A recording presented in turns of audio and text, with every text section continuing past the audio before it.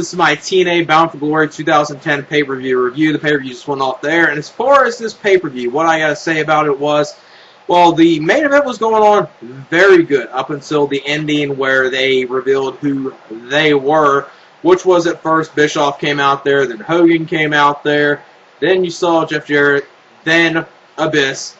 And Jeff Jarrett, not Jeff Jarrett, but Jeff Hardy is now a heel, so he's with they. So Jeff Hardy is the world champion and he's a heel. That really makes a lot of fucking sense, TNA. The fans really are going to want to boo one of your most over guys, one of your most marketable guys. This just is completely, you could tell whose fingerprints is on all of this.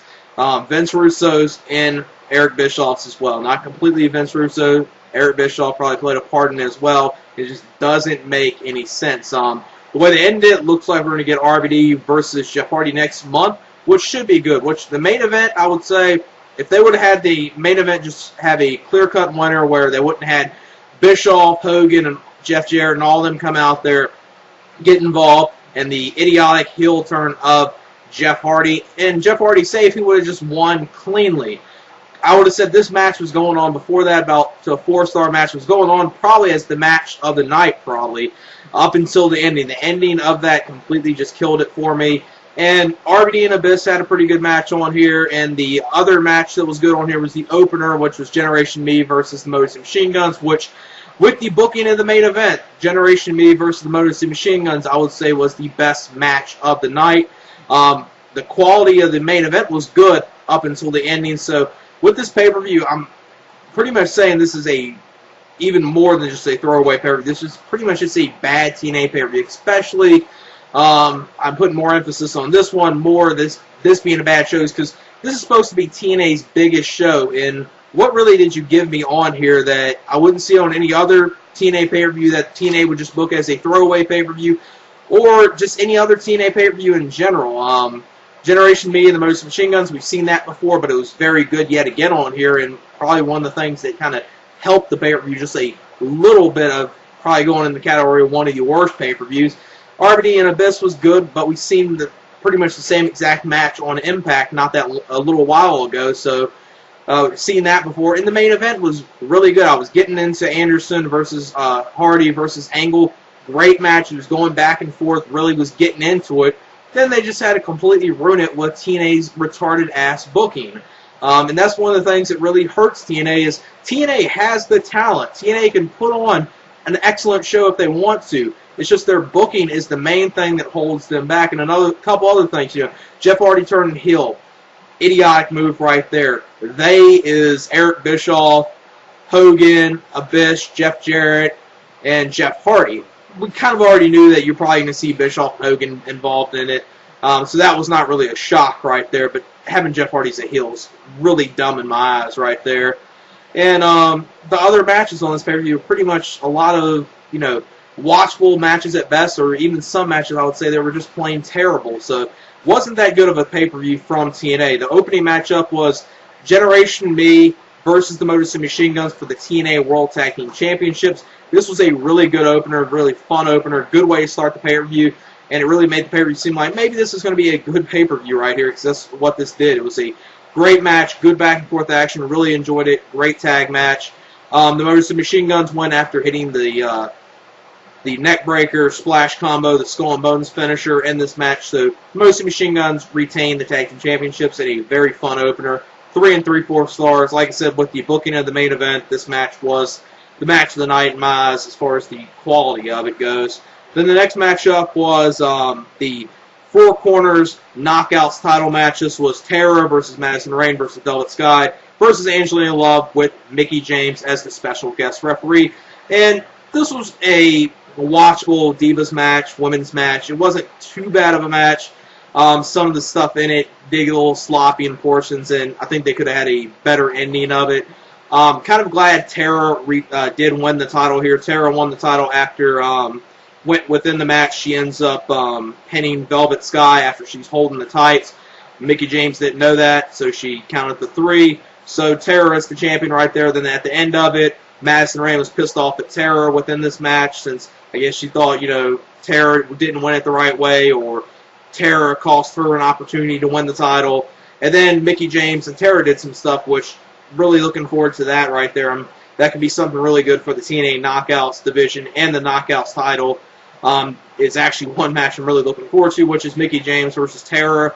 Most likely that's what we're going to be seeing at next month's TNA pay-per-view, which with that is probably Tara's probably going to have another Knockouts title reign where she's going to lose it very quickly, which would make sense. You know, Mickie James is a good women's performer. I won't have any problem with her, even though she's just coming in and she'll win it real quick. I think she, you know, against Tara, I wouldn't have no problem with her going over next month if they do go that route.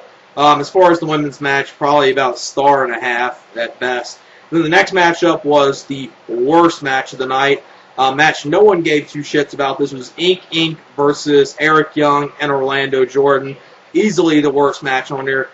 Just a very terrible match. This was what you pretty much saw kind of on Impact. Eric Young doing his retarded ass shit in this match where he's, at some points, he was acting like he was on the Inc. side, and then you saw him and Orlando Jordan fighting. Just really idiotic booking in this match. And Orlando Jordan, I can give two shits about anything he's involved with in TNA. And just this Eric Young stuff is really old. Stuff they've kind of done with him, having him, you know, have this guy that just doesn't know where he's at or he isn't right in his head. They've been doing it for so long with Eric Young. Eric Young's actually not that bad of a wrestler, so that's kind of the bad thing with it. They actually do some better stuff with him, or do some better comedy stuff. You don't need to have him with Orlando Jordan. That's a waste of time. It's a waste of space on the pay-per-view. Inc. picks up the win in this match. Half a star at best. This match was just terrible. Shouldn't have been on the pay-per-view. Then the next matchup was Douglas Williams versus Jay Lethal for the X Division Championship. Which this was an okay match. I was expecting a little more from it. It was a little bit disappointing. Doug Williams, he sometimes can be very good, but then at other times he can be pretty boring in the ring as well. This is one of those times where it wasn't that good of a match. And Jay Lethal was a good performer as well, and I was expecting a whole lot from this. Not expecting a classic match of your Ken or anything, but I was expecting a little more from this.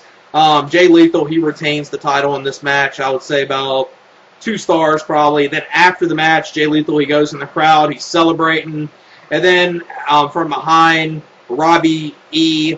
And Cookie come out there, the Jersey Shore ripoff thing that TNA's doing, which is one of the probably worst things TNA's got right there. Is that whole idea is, let's just do this Jersey Shore ripoff gimmick that no one cares about, and actually wasting on someone that's actually a pretty good wrestler, which is Rob Echoes. I know some people would say, well, at least he's finally getting noticed and finally he's getting to do something with TNA and actually getting TV time, but this is the worst way they could actually have him. So what looks like we're going to get Robbie E. versus Jay Lethal probably next month. That's another match that looks like we're going to be getting right there, which actually could be a good wrestling match with the whole Jersey Shore gimmick and the spoof of that. Completely ruins it. I cannot take anyone serious doing that gimmick. Then the next matchup was Abyss versus RVD in the Monsters Ball match. This was a very fun match. Now, it was kind of like their match they had at the whole Effin' Show TNA special they did right after the ECW type reunion show they did back in August. So it was kind of like the same type of match, just a little more stuff in it. Really enjoyable. There was one very good spot in this match where RVD was about to go for the coast to coast. Abyss got up, got the chair, threw the chair at RVD, and then there was a bed of barbed wire placed from the ring apron to one of the guardrails, and RVD fell through that. That was a very sick spot right there. And a few other things. RVD did the Rolling Thunder to the barbed wire as well. And the end of the match comes when RVD is looking like he's going to go for the easy one, go for the 5-star frog splash. He refused to do that. Then he noticed Janice, the weapon that Abyss comes to the ring, the board with nails. He notices that, grabs that, hits Abyss with it, and then he hits the 5-star frog splash. So RVD wins this match. And like I said earlier, at the end of the main event, that's when you realize who they are, which was a bit disappointing. It was like Abyss was rambling on this for that long, and that's what we get. Even though Bischoff and Hogan involved in it really wasn't that much of a shocker, but this is probably the second best match of the night, probably about 3 1/4 stars. Really fun match with RVD versus Abyss. and it was the type of match you would expect from them too. Then the next matchup was the Pope versus the Pope, Kevin Nash, Sting versus Jeff Jarrett and Samoa Joe in the handicap match, which within this match, when Samoa Joe and the Pope was in there, it was actually pretty good. And actually, this match wasn't as bad as what I was expecting. I was expecting a whole lot worse from this. The Pope in there and Samoa Joe really helped this match. Now, at the end of the match, they did something where you kind of saw it coming. It really wasn't no surprise. Samoa Joe is about to go for the tag. Jeff Jarrett refuses it, and he walks to the back, so Jeff Jarrett turns on Samoa Joe in this match. Really no surprise there. And then after that, the Pope, D'Angelo, Del Nero, Kevin Nash, and Sting, they beat down Samoa Joe, which was the good thing within this, even though Samoa Joe in some eyes probably would say this was a bad move for him, and it did bury him, but they actually let him battle it back for a little bit until Kevin Nash hit the powerbomb for the win. So Kevin Nash, the Pope, D'Angelo, Del Nero, and Sting win this match, and I would say probably about 1 3/4 stars. It wasn't as bad as what I was expecting, though. Then the next matchup, before the next matchup, Team 3D come out there, make their major announcement, which a lot of people thought what this was going to be, which was Team 3D announcing that they're retiring from pro wrestling. But before that, they wanted to say to the TNA Tag Team Champions, which they kept on going on, talking about TNA's Tag Team Championships are the most prestigious tag team championships in wrestling, and when there's a tag team that's the best in the world, it's always the one holding the TNA Tag Team Championships. That's what they said, and then they issued, before we retire, we want to have one last match against the Motor City Machine Guns, and with this, if the Motor City Machine Guns win this match, they get to say they retire Team 3D, aka the Dudley Boys, or if Team 3D wins it, they retire with the belt. So don't know if this is just something they did in a speech here, or is this something we're actually going to get. So that could possibly be another thing we'll get on the pay-per-view, which that's kind of the only thing that's kind of good so far with this is you're already kind of building the matches for your next pay-per-view. So because it already looks like you're going to get Tara and Mickie James in a Knockouts title match, and you're obviously going to get RBD and Jeff Hardy, and then with this, you're obviously going to get Team 3 and the Motor City Machine Guns. At least that's the way it seems like right now. Then the next matchup was the Lethal Lockdown match with EV 2.0 versus Fortune. And this was just a typical, hardcore match. It wasn't really anything too special. There was some good stuff in it. AJ Styles did some good stuff. Kazarian as well. Sabu did some good stuff. At one point, a number of the people got out the cage, fought outside the cage. And at the top of the cage, Stevie Richards and Kazarian, they went up to the top, which then they did something that just made no sense at all. Maybe someone could explain why this would make any sense. I don't think it made any sense. Which at the top you saw Brian Kendrick came out there, knocked the ladder out from, I think it was under Kazarian or Steve Richards, whichever one was on top of the ladder at that point. So he was at the top. So very pointless thing right there. Obviously outside of the cage you saw Mick Foley and Ric Flair brawling all around the arena, brawling around the cage, up the ramp and everything like that, which, you kind of saw that coming. And as far as the match, it wasn't really anything too special. It wasn't a bad match, though, I would say, but they could have done a little more with it. It's really not that many memorable things within it. And the end of the match comes when Tommy Dreamer is going for the Dreamer Driver on AJ Styles, hits it, goes for the 1, 2, 3. So EV 2.0 picks up the victory with Tommy Dreamer pinning AJ Styles. So EV 2.0 wins this match, and probably I would say about 2 1/4, 2.5 stars maybe. Some decent stuff in it, but they could have done something better with a lot of the talent that was involved in this match, other than just throwing them in there with a Lethal Lockdown War Games style match. And for a War Games match, it wasn't really that great of anything at all. Then the next matchup was the main event, which was Jeff Hardy versus Mr. Anderson versus Kurt Angle for the TNA World Heavyweight Championship. Like I said earlier, I kind of already given my thoughts on this already in some parts, but here's my full thoughts on this world title match. You saw some good stuff in here. It was good back and forth action. Anderson, at first, I was kind of worried that Anderson was going to win the match because I'm not the hugest Anderson fan, but him and Jeff Hardy had some good chemistry in this match. Him and Angle, they've worked pretty good in the past as well. Angle and Jeff Hardy did some great stuff in here. Just a very fun match. Was really going on to be one of the best matches of the night. And was really going to be a great match. I was really getting into it. Then they had to do the idiotic stuff with Bischoff and Hogan coming out there. Hogan comes out there, and then Jeff Hardy turns. So Jeff Hardy is now a heel, and he won the championship that way right there by pinning Mr. Anderson in this match. So with that, is Kurt Angle done with TNA? We're not sure, because obviously the way they said and the way they built this up, well, if Kurt Angle doesn't win this, he's out of TNA, but he didn't get pinned in this match. So that's another kind of Russo swerve that they might just say, well, he didn't get pinned, so technically he doesn't have to quit or retire or get out of wrestling. So we'll have to wait and see what they do with Impact with that. Jeff Hardy's a heel is really idiotic in my eyes. I'm going to put something in the description where I'm going to say, well, this match I give 2 stars for the booking and all that combined with the match. Really ruined the match with Bischoff, Hogan coming out there. Then you saw Jeff Jarrett, then Abyss, and Jeff Hardy. They are they, so that's who you got to see what the ending of the pay-per-view. You got to see who they were. RVD comes out there after the match, says, "What the hell are you doing, Jeff Hardy here?"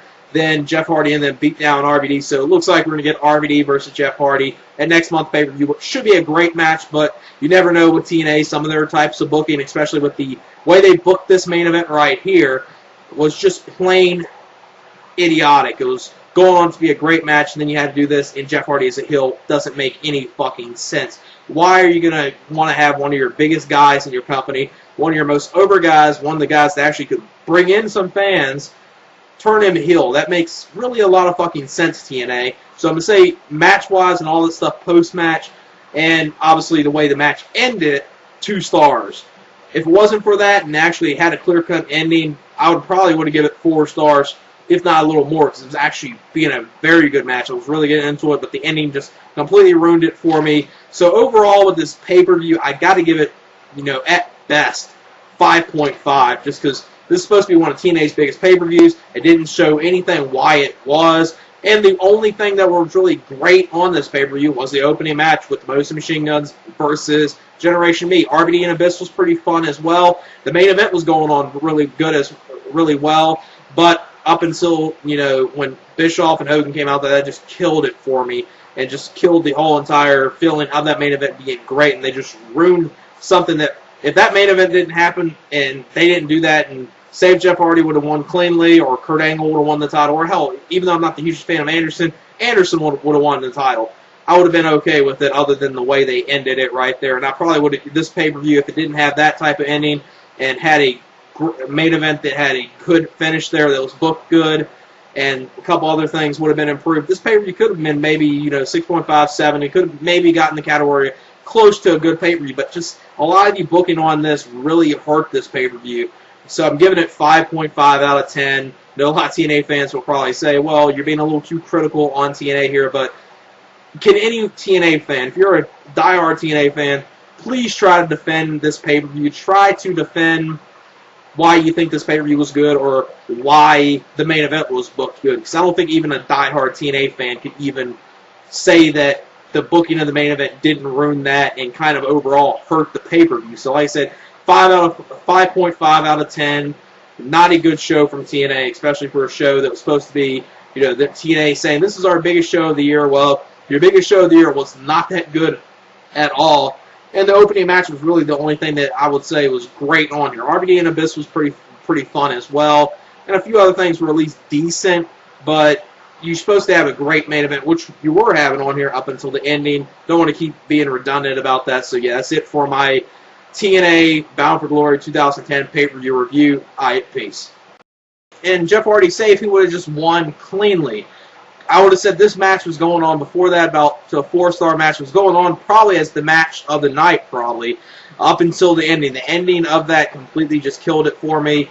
And RVD and Abyss had a pretty good match on here, and the other match that was good on here was the opener, which was Generation Me versus the Madison Machine Guns, which, with the booking of the main event, Generation Me versus the Madison Machine Guns, I would say was the best match of the night. The quality of the main event was good up until the ending, so with this pay-per-view, I'm pretty much saying this is even more than just a throwaway pay-per-view. This is pretty much just a bad TNA pay-per-view, especially, I'm putting more emphasis on this one, this this being a bad show is because this is supposed to be TNA's biggest show, and what really did you give me on here that I wouldn't see on any other TNA pay-per-view that TNA would just book as a throwaway pay-per-view, or just any other TNA pay-per-view in general? Generation Me and the Motor Machine Guns, we've seen that before, but it was very good yet again on here, and probably one of the things that kind of helped the pay-per-view just a little bit of probably going in the category of one of the worst pay-per-views.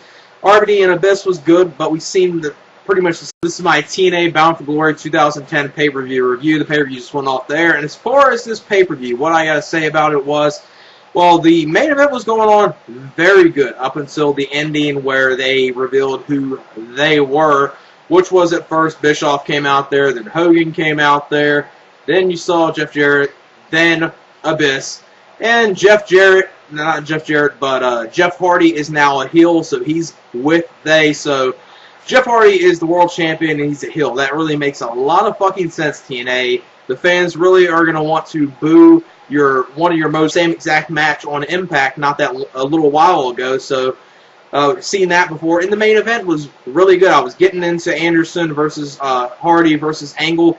Great match. It was going back and forth. Really was getting into it. Then they just had to completely ruin it with TNA's retarded ass booking. And that's one of the things that really hurts TNA is TNA has the talent. TNA can put on an excellent show if they want to. It's just their booking is the main thing that holds them back. And another couple other things, Jeff Hardy turning heel. Idiotic move right there. They is Eric Bischoff, over guys, one of your most marketable guys. This just is completely, you could tell whose fingerprints is on all of this. Vince Russo's in Eric Bischoff's as well. Not completely Vince Russo. Eric Bischoff probably played a part in it as well. It just doesn't make any sense. The way they ended it, looks like we're going to get RVD versus Jeff Hardy next month, which should be good. Which the main event, I would say, if they would have had the main event just have a clear-cut winner where they wouldn't have had Bischoff, Hogan, and Jeff Jarrett and all of them come out there, get involved, and the idiotic heel turn of Jeff Hardy